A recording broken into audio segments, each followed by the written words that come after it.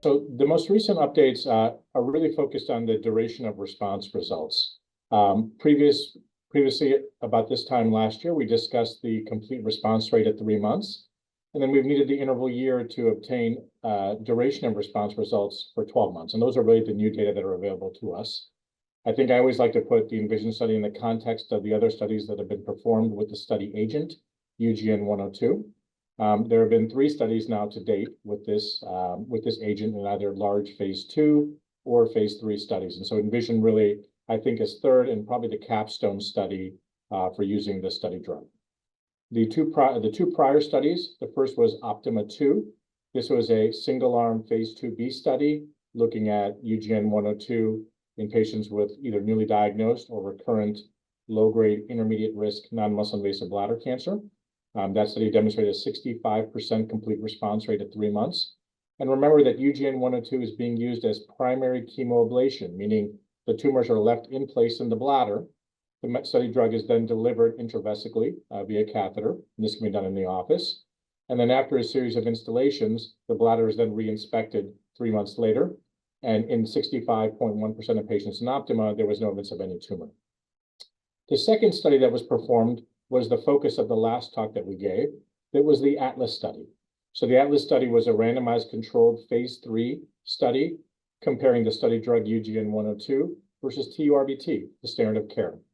When we look at the patients who received the study drug only, that was 142 patients in that randomized clinical trial. So for patients who received study drug only, and again, no resection of bladder tumor, leaving the tumors in place and then reassessing whether they were present or not 3 months later, 64.8% of patients had a complete response in ATLAS who had study drug only. In ENVISION, we focused really on a subset of this patient population. These are specifically recurrent patients. And so recurrent patients are one of the 3 ways in which patients can become intermediate risk, low-grade patients in non-muscle invasive bladder cancer. One is recurrence within a year. These are obviously patients that go to the operating room more often.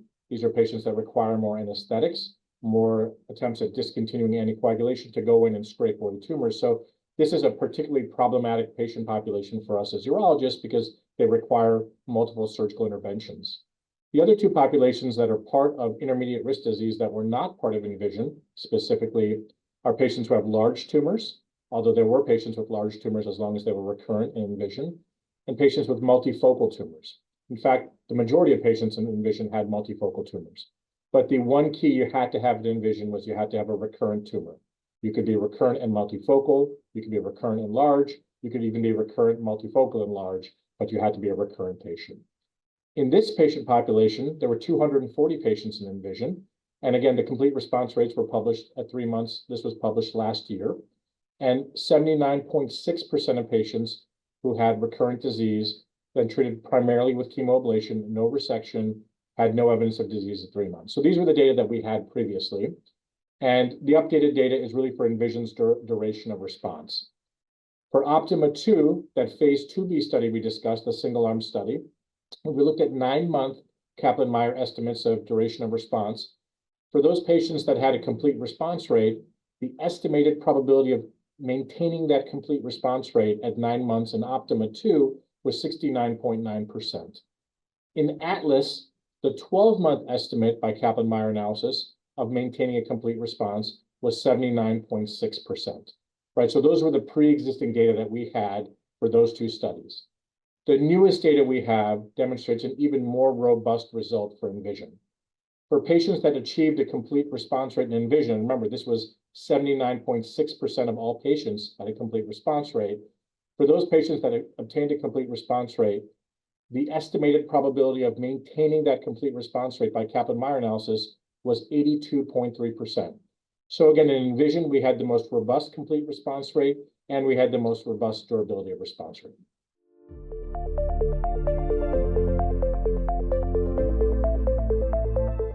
So it's a good question. Obviously, that's really driven by the company. My understanding of looking at the dates and times, I'm going to pull this up for you just so I don't misquote you, because I think I can find that answer for you.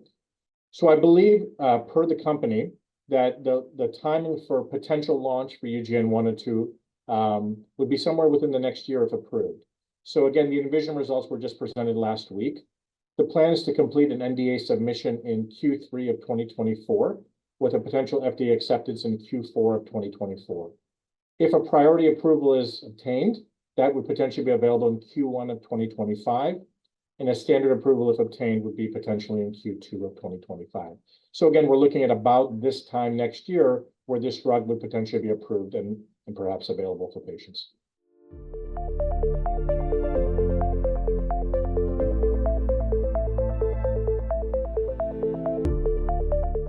So again, I think if we're looking specifically at low-grade, intermediate-risk non-muscle invasive bladder cancer, we have no other FDA-approved agents in this space. The only real treatment option in this space is TURBT.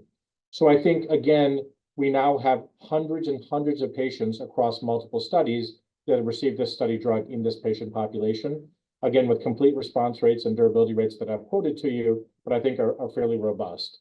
And so, again, given the fact that there are no competitors and there are no other FDA-approved agents in this space, my belief is that there is enough data potentially to allow for approval, and I don't believe there are any plans to submit additional data to the FDA for approval. That said, there are, of course, other disease spaces where these types of agents can be very helpful.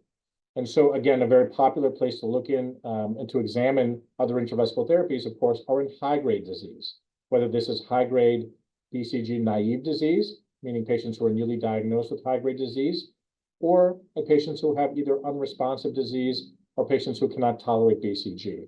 And I think these types of studies are being investigated and will be pursued. I think these are really important aspects of urology that require additional therapies because, again, as urologists, we're looking for durable treatments for patients where BCG is not a good option in high-grade disease. So I do think there are future opportunities for this type of study drug, but I think in regards to the low-grade, intermediate, non-muscle invasive population, again, between 3 fairly large studies, all 3 of which have strong CR and durability results, I think at this point, there's likely the opportunity to submit to the FDA with the data that are available.